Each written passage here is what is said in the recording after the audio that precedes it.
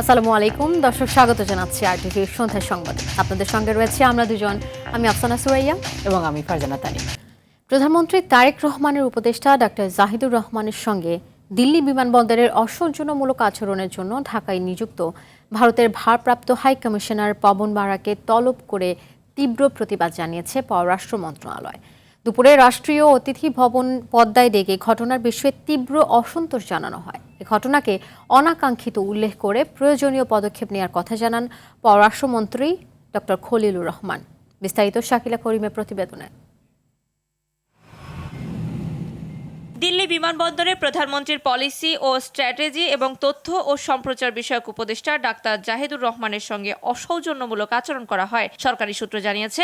Indian ocean রিম association IOR এর সম্মেলনে অংশ নিতে ভারত সফরে গিয়েছিলেন তিনি। দিল্লির ইন্দিরা গান্ধী আন্তর্জাতিক বিমানবন্দরে পৌঁছানোর পর ইমিগ্রেশন কর্তৃপক্ষ তাকে দীর্ঘ সময় অপেক্ষায় রাখে এবং জিজ্ঞাসাবাদ করে।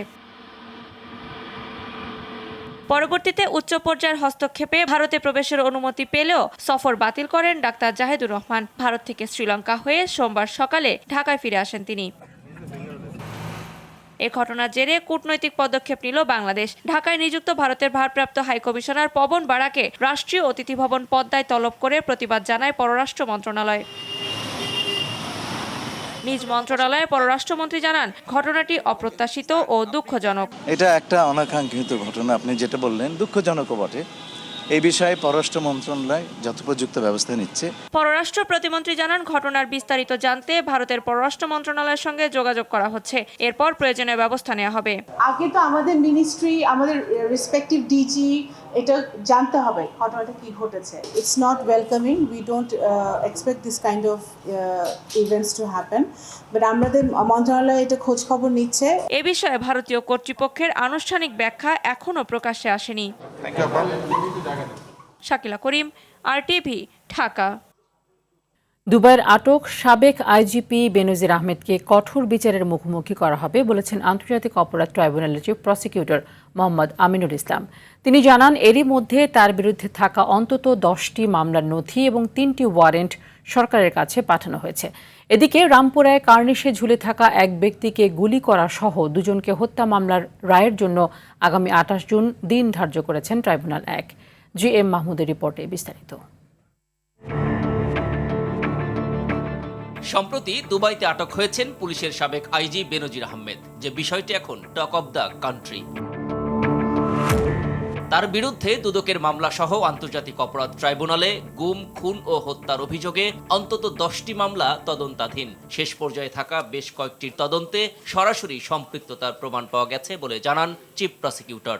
তিনি সরকার চালাতেন, তিনি দেশ চালাতেন, তখন বাংলাদেশে একজন মানুষকেই আমার মনে হয় কোনো জায়গায় শেখ হাসিনার চেয়েও বেশি পরিচিত ছিলেন বেনজির আহমেদ। তার বিরুদ্ধে আমাদের ওখানে প্রায় 10টির মতো মামলা আমরা কিন্তু ইনভেস্টিগেশন করে যাচ্ছি এবং প্রত্যেকটার সাথে তার কানেকশন আছে।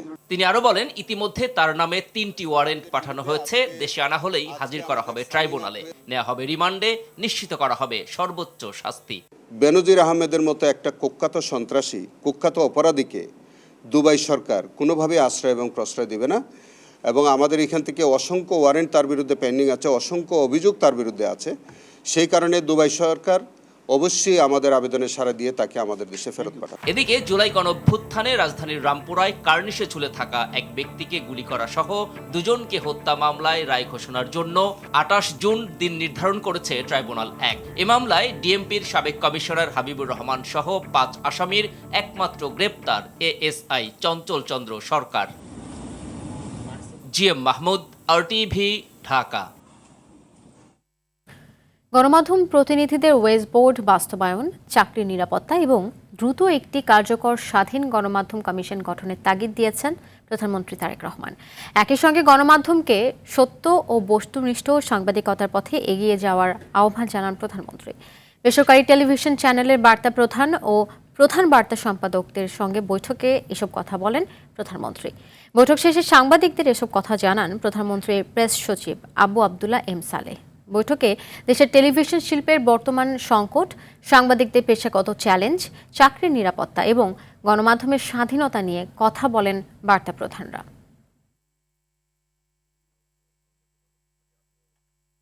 মাননীয় প্রধানমন্ত্রী প্রত্যেকে একটা কথা বলেছেন যে আমরা চাই না সারাক্ষণই আমরা রাজনীতি নিয়ে কথা বলবো। শুধুমাত্র রাজনীতির কথা না বলে আমাদের অর্থনীতি রয়েছে, সমাজনীতি রয়েছে, আমাদের মানবিক মূল্যবোধগুলো রয়েছে। স্বাধীন গণমাধ্যম কমিশন গঠন করার ব্যাপারে একটা আলোচনা হবে। সেখানে যেই সমস্যাগুলো আছে সেগুলো নিয়ে যারা এই ইন্ডাস্ট্রির সঙ্গে জড়িত আছেন সবাই মিলে বসে একটা নীতি কাঠামো তৈরি করলে আমরা আশা করি যে আমাদের বিদ্যমান যে সমস্যাগুলো আছে এগুলো একটা সমাধানের দিকে যাবে। মহাখালী, সায়দাবাদ ও গুলিস্তানে যানজট নিরসনে অস্থায়ী ডিপো তৈরির নির্দেশ দিয়েছেন প্রধানমন্ত্রী তারেক রহমান। সোমবার প্রধানমন্ত্রীর সাথে যানজট নিরসন ও ট্রাফিক ব্যবস্থাপনা আধুনিকীকরণ বিষয়ক তৃতীয় সভা শেষে এসব কথা জানান ঢাকা উত্তর সিটি কর্পোরেশনের প্রশাসক শফিকুল ইসলাম খান মিল্টন ও দক্ষিণ সিটি কর্পোরেশনের প্রশাসক আব্দুল সালাম। সভা শেষে যোগাযোগ ও পরিবহন বিশেষজ্ঞ অধ্যাপক ডক্টর মোহাম্মদ হাদিউজ্জামান জানিয়েছেন, বিআরটি প্রকল্প নিয়ে গঠিত 3 সদস্যের বিশেষজ্ঞ কমিটি 7 দিনের মধ্যে প্রতিবেদন জমা দেবে। আগামী সপ্তাহে শাহবাগ মোড়ে ডিজিটাল সিগন্যাল ব্যবস্থা স্থাপন নিয়েও আলোচনা হয়েছে বলেও জানান এই যোগাযোগ বিশেষজ্ঞ। আমরা একটা শৃঙ্খলার মধ্যে নিয়ে আসতে পারি। সায়দাবাদে এক্সটেনশন কাজপুরে আমরা একটা আন্তঃজেলা টার্মিনাল আমরা করতে যাচ্ছি, এবং ওইটাও উনি নির্দেশ দিয়েছেন যত দ্রুত সম্ভব সেটা করে যাতে এখানকার থেকে লোডটা কমানো যায়। ইন্টার ডিস্ট্রিক্ট যে সমস্ত বাসগুলো আসবে সেগুলো যাতে কাজপুরে তারা ল্যান্ড করতে পারে, ওইখান থেকে যাতে সিটি সার্ভিসের মাধ্যমে আসতে পারে। পূর্বাঞ্চলের দিকে আন্তঃজেলা বাস যেখানে খালি জায়গাগুলো আছে এরকম একটা মোটামুটি প্রাথমিক সিদ্ধান্ত হয়েছে।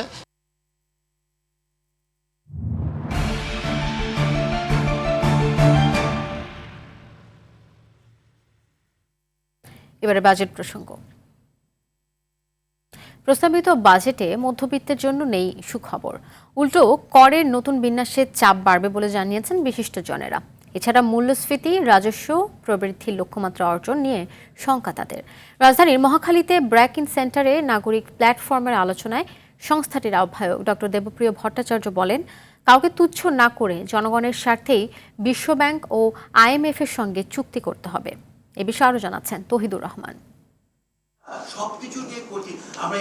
প্রস্তাবিত 2026-27 অর্থ বছরের বাজেট নিয়ে রাজধানীর ব্র্যাকিন সেন্টারে নাগরিক প্ল্যাটফর্মের আলোচনায় বক্তারা বলেন, এনবিআর এর রাজস্ব আদায়ের লক্ষ্যমাত্রা অর্জন অবাস্তব। অর্থনৈতিক তথ্য উপাত্ত নিয়ে বিগত সরকারের মতো ছল ছাত্রী না করে সঠিক তথ্য দেওয়ার দাবি জানান তারা। আমাদের কাছে মনে হয়েছে যে প্রাক্কলনগুলো করা হয়েছে এটার ভিত্তিও ঠিক নাই, এটার যে প্রাক অনুমানের ভিত্তিতে করা হয়েছে সেগুলো নিয়েও সংশয় আছে, এবং সর্বোপরি গত কয়েক বছরের অভিজ্ঞতা আমাদের বলে যে শেষ বিচারে যে এনবিআর এর ঘাড়ে বাকিটুকু চাপিয়ে দেওয়া হয়। বাজারে জিনিসপত্রের দাম নিয়ন্ত্রণে রাখতে সরাসরি কর ছাড়ের পাশাপাশি উৎপাদন ও পণ্য পর্যায়ে ভ্যাট কমানো জরুরি। তা না হলে করমুক্ত আয়সীমার সামান্য সুবিধায় সাধারণ মানুষের তেমন কোনো উপকার হবে না বলেও জানান আলোচকরা। অতিরিক্ত বাজেট টার্গেট দেওয়া হয়েছে। পিছিয়ে পড়া মানুষের সামাজিক নিরাপত্তা বলয় বাড়ানো এবং জ্বালানি খাতের ভর্তুকি সার্বজনীন না করার পরামর্শ দেন তারা। যে সমস্ত পদক্ষেপ কর এবং শুল্ক ব্যবস্থাপনার হয়েছে সেগুলো বিনিয়োগের জন্য হয়তো কিছু কিছু বান্ধব হলেও সেইটার ফলশ্রুতিতে ওনারা আর্থিক খাতে যে সংস্কার দরকার, জ্বালানি খাতে যে সংস্কার দরকার এবং প্রশাসনের যে সংস্কার দরকার, বেতন বৃদ্ধি সহ, সেইগুলি না হলে পরে ওগুলোকে কার্যকরভাবে ব্যবহার না করতে পারলে সাধারণ বা নিম্ন আয়ের মানুষেরা এটার সুবিধা কর্মসংস্থানের মধ্যে পাবে না। ইনফ্লেশনের একটা অ্যাডজাস্টমেন্ট কিন্তু লোয়ার স্ল্যাবে দেওয়া হয়েছে, লোয়ার স্ল্যাবে। সো তার মানে এটা যারা প্রান্তিক করদাতা আছেন তাদের জন্য একটা কর ভারটা লাঘব হবে বলে আমি মনে করছি। বাট প্রবলেমটা হচ্ছে, আগে যেরকম ধরেন একটা 5% স্ল্যাব ছিল, যে 0 থেকে 5 ছিল, দেন 10, 25-26 পর্যন্ত, এখন আপনি সরাসরি চলে যাচ্ছেন কোথায়, 10%-এ। সো যারা প্রান্তিক থেকে করদাতা থেকে সামনে যাবেন তাদের কিন্তু কর ভারটা অনেক বেড়ে যাবে। বাজেট বাস্তবায়নের চিত্র 3 মাস পরপর জাতির সামনে তুলে ধরা এবং বিনিয়োগ বাণিজ্য সহজ করার তাগিদ দেন বক্তারা। সত্যিকারভাবে জনকল্যাণমুখী একটা রাষ্ট্র করতে চাই, তাহলে আমাদেরকে এই বিষয়গুলো মাথায় রাখতে হবে। তৌহিদুর রহমান, RTV, ঢাকা। বিরোধিতা সহ বিভিন্ন প্রশ্নের মধ্যে জাতীয় সংসদে 2025-26 অর্থ বছরের সম্পূরক বাজেট কণ্ঠভোটে পাশ হয়েছে। এতে 25টি মন্ত্রণালয় ও বিভাগের জন্য 50,581 টাকার বেশি অতিরিক্ত বরাদ্দ অনুমোদন দেওয়া হয়েছে। এর মধ্যে সবচেয়ে বেশি 23,650 কোটি টাকা অর্থ বিভাগে, 12,407 কোটি টাকা পরিকল্পনা বিভাগে, 4,923 কোটি টাকা, বিজ্ঞান খাতে 1,809 কোটি টাকা, স্থানীয় সরকার বিভাগে, আর্থিক প্রতিষ্ঠান বিভাগে 1,690 কোটি টাকা, আইসিটি খাতে 722 কোটি টাকা ও নির্বাচন কমিশন সচিবালয় খাতে দেওয়া হয়েছে 328 কোটি টাকা। এ সময় সম্পূরক বাজেটের স্বচ্ছতা নিয়ে বিরোধী দলের তোলা প্রশ্নের জবাবে অর্থমন্ত্রী বলেন, অতিরিক্ত বরাদ্দের বিস্তারিত তথ্য বাজেট সংশ্লিষ্ট দলিলে রয়েছে। সংশোধিত বাজেটে মোট 27টি মন্ত্রণালয়, বিভাগ ও অন্যান্য প্রতিষ্ঠানের বরাদ্দ বৃদ্ধি পেয়েছে, যার পরিমাণ মোট 56,117 কোটি 59 লক্ষ টাকা। অবশিষ্ট 35টি মন্ত্রণালয় বিভাগের বরাদ্দ 59,348 কোটি টাকা 67 লক্ষ হ্রাস পেয়েছে। আন্তর্জাতিক প্রসঙ্গ। অবশেষে যুদ্ধ বন্ধের ঘোষণা দিল যুক্তরাষ্ট্র ও ইরান। পাকিস্তানের মধ্যস্থতায় দুই দেশ একটি ঐতিহাসিক চুক্তিতে পৌঁছেছে। আগামী শুক্রবার সুইজারল্যান্ডে এই শান্তি চুক্তি সই হবে। মার্কিন প্রেসিডেন্ট ডোনাল্ড ট্রাম্প ইরানের ওপর থেকে নৌ অবরোধ তুলে নেওয়ার নির্দেশ দিয়েছেন। একই সাথে খুলে দেওয়া হচ্ছে গুরুত্বপূর্ণ হরমুজ প্রণালী। বিস্তারিত থাকছে আজহার স্বপ্নীলের রিপোর্টে। দীর্ঘ সংঘাতের পর অবশেষে শান্তির পথে হাঁটছে যুক্তরাষ্ট্র ও ইরান। দুই দেশের মধ্যে একটি যুদ্ধবিরতি চুক্তি চূড়ান্ত হয়েছে। মধ্যস্থতাকারী দেশ পাকিস্তানের প্রধানমন্ত্রী শেহবাজ শরীফ প্রথম এই ঘোষণা দেন। পরে মার্কিন প্রেসিডেন্ট ডোনাল্ড ট্রাম্প চুক্তির বিষয়টি নিশ্চিত করেন। ট্রাম্প জানান, চুক্তি অনুযায়ী ইরানের বন্দরগুলো থেকে মার্কিন নৌ অবরোধ তুলে নেওয়া হচ্ছে। চুক্তির খবরে বিশ্ববাজারে ইতিবাচক প্রভাব পড়েছে। এশিয়ার শেয়ার বাজারে বড় উত্থান দেখা গেছে। আন্তর্জাতিক বাজারে কমেছে অপরিশোধিত তেলের দাম। চুক্তির খসড়া অনুযায়ী যুক্তরাষ্ট্র ইরানের আটকে থাকা $25 বিলিয়ন সম্পদ ছেড়ে দেবে। বিনিময়ে ইরান পারমাণবিক অস্ত্র তৈরি না করার প্রতিশ্রুতি দিয়েছে। এদিকে এই চুক্তিকে বড় বিজয় হিসেবে দেখছে ইরান। দেশটির সামরিক কমান্ড জানায়, যুক্তরাষ্ট্র তাদের শর্ত মানতে বাধ্য হয়েছে। মার্কিন প্রেসিডেন্ট ডোনাল্ড ট্রাম্পও ইসরায়েলি প্রধানমন্ত্রী বেনিয়ামিন নেতানিয়াহুর কড়া সমালোচনা করেছেন। তিনি বলেন, ইসরায়েলের উচিত এই চুক্তির জন্য কৃতজ্ঞ থাকা। চুক্তির ফলে লেবানন সহ সব ফ্রন্টে অবিলম্বে সামরিক অভিযান বন্ধ হবে এবং সকল সংঘাতের অবসান ঘটবে। এখন সবার নজর আগামী শুক্রবারের দিকে, যেদিন সুইজারল্যান্ডে আনুষ্ঠানিকভাবে এই শান্তি চুক্তি স্বাক্ষরিত হবে। আজহার স্বপ্নীল, RTV।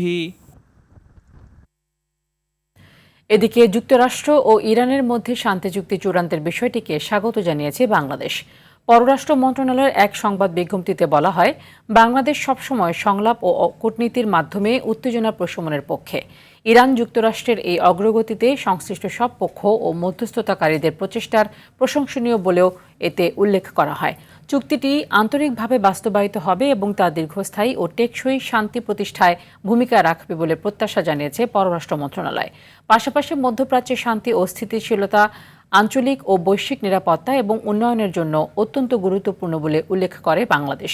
বাকি সমস্যাগুলো সংলাপ ও কূটনীতির মাধ্যমে সমাধানের আহ্বান জানানো হয়।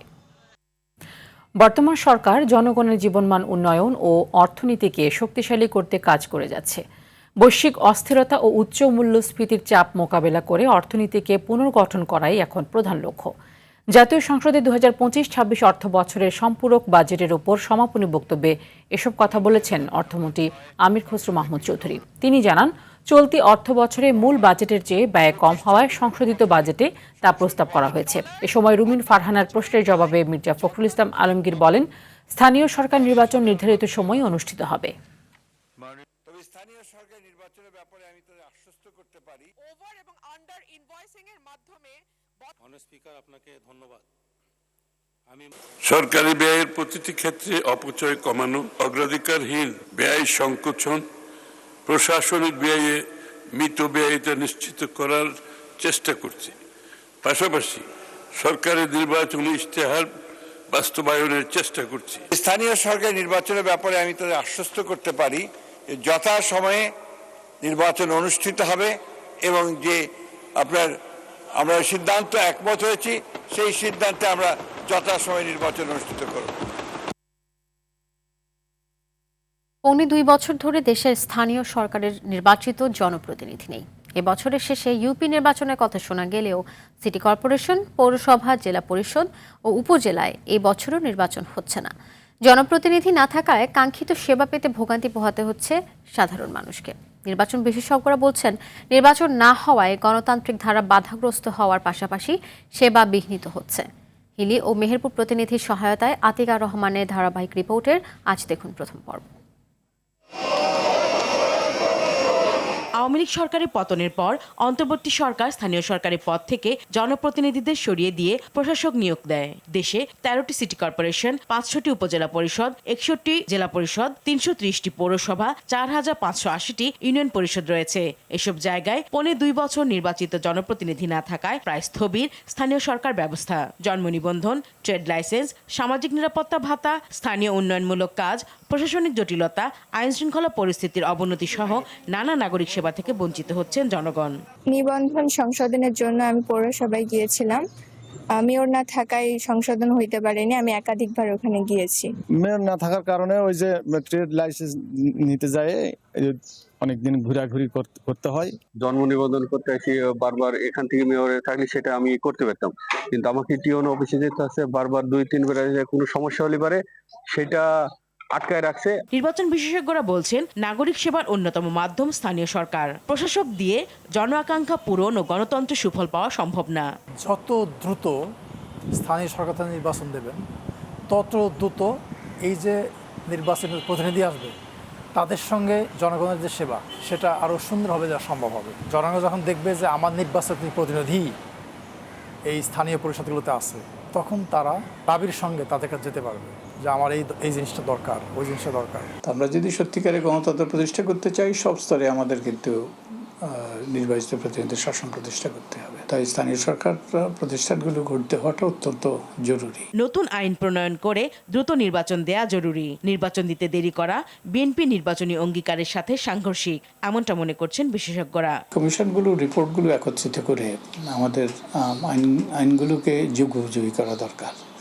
তারপরে তারা নির্বাচনগুলো শুরু করা দরকার। আমাদের উপজেলায় নির্বাচিত প্রতিনিধি থাকতে হবে, জেলাতে নির্বাচিত প্রতিনিধি থাকতে হবে, সিটি কর্পোরেশনের নির্বাচিত প্রতিনিধি থাকতে হবে। এটাই হলো সাংবিধানিক বাধ্যবাধকতা। তো এটা যদি না করি তাহলে আমরা সংবিধান লঙ্ঘন করছি। নির্বাচন বিলম্বিত হলে তৃণমূল পর্যায়ে সরকারের জবাবদিহিতা, সাংবিধানিক সংকট ও সুশাসন প্রতিষ্ঠার পথ রুদ্ধ হবে বলেও অভিমত নির্বাচন বিশেষজ্ঞদের।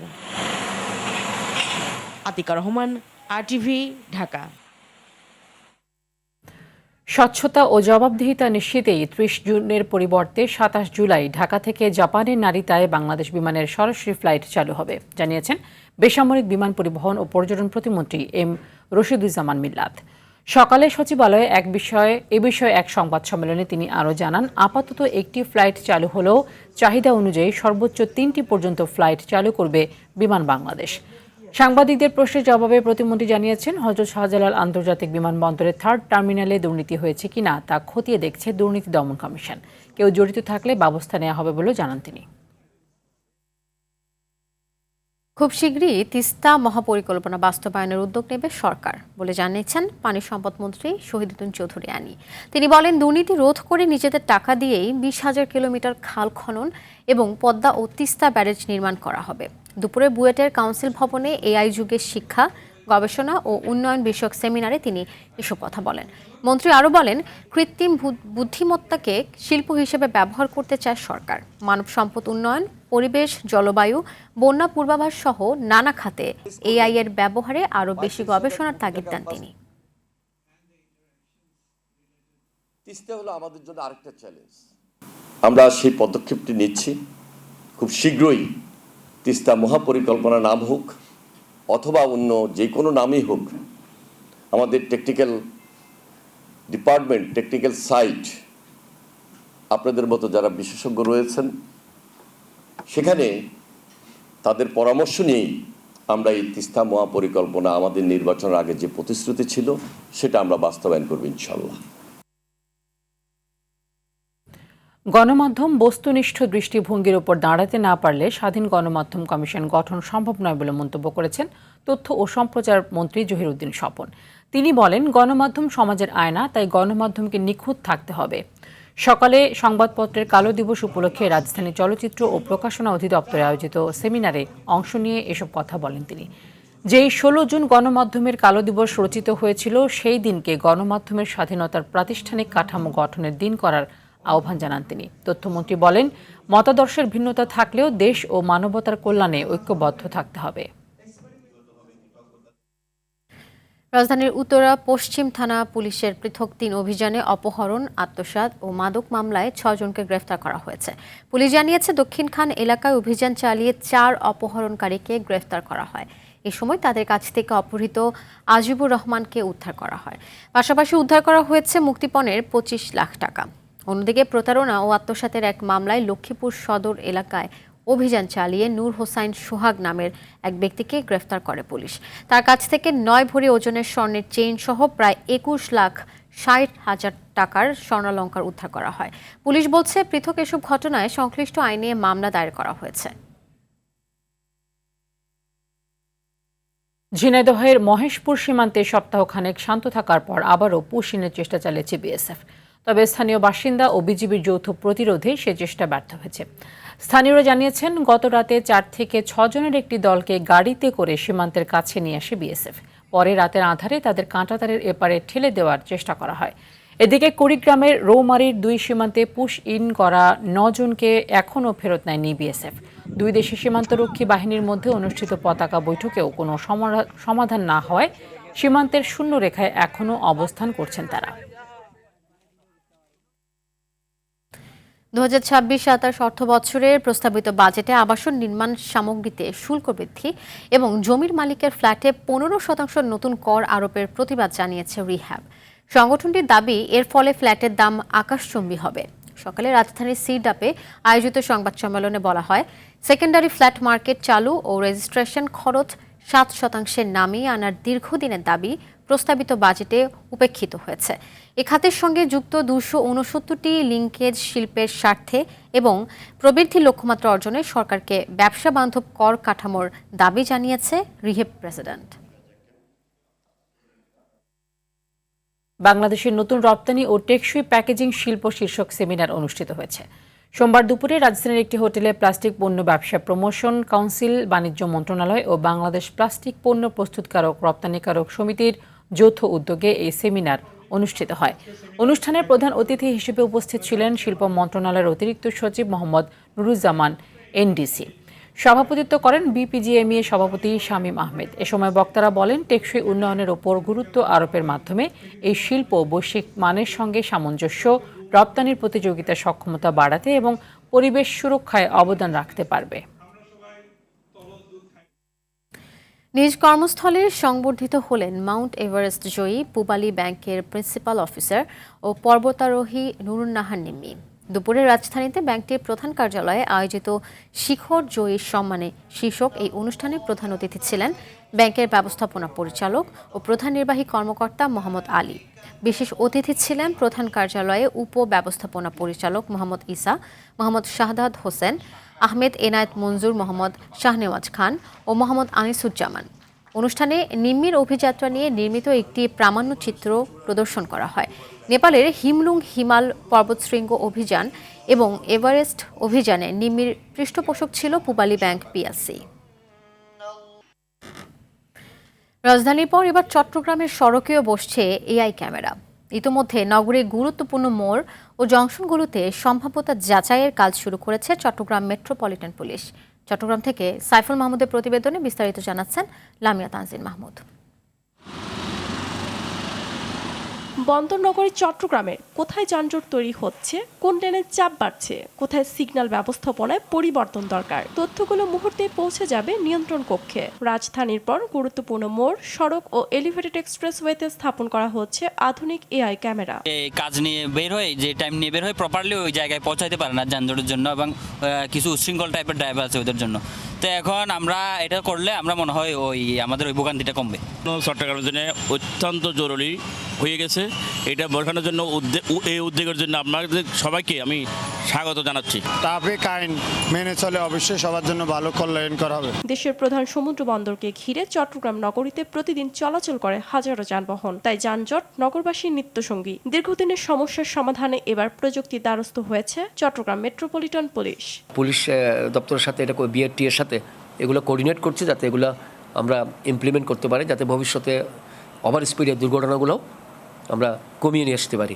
এই আইটার জন্য আগে আমাদেরকে পুরো সিটিটাকে সার্ভে করতে হবে। আমাদের বড় বড় যে সমস্ত গুরুত্বপূর্ণ জাংশনগুলো আছে, যেটা গুরুত্বপূর্ণ যে আমাদের মোড়গুলো আছে, আমরা ওইটাতে কোন ব্যবস্থাপনায় আমরা যাব, কিভাবে করতে হবে বা কয়টা ক্যামেরা লাগতে পারে, এই সার্ভেগুলো আমরা এখন করছি। দেশের অর্থনীতির অন্যতম চালিকা শক্তি বন্দর নগরী চট্টগ্রাম। ফলে ট্রাফিক ব্যবস্থাপনা শুধু নাগরিক স্বস্তির বিষয় নয়, অর্থনৈতিক কর্মকাণ্ডের সঙ্গেও সরাসরি সম্পর্কিত। লামিয়া তানজিন মাহমুদ, RTV। দর্শক, সন্ধ্যা সংবাদ এ পর্যন্তই। রাতের সংবাদ 11:15 দেখার আমন্ত্রণ রইল। ধন্যবাদ সবাইকে। ধন্যবাদ।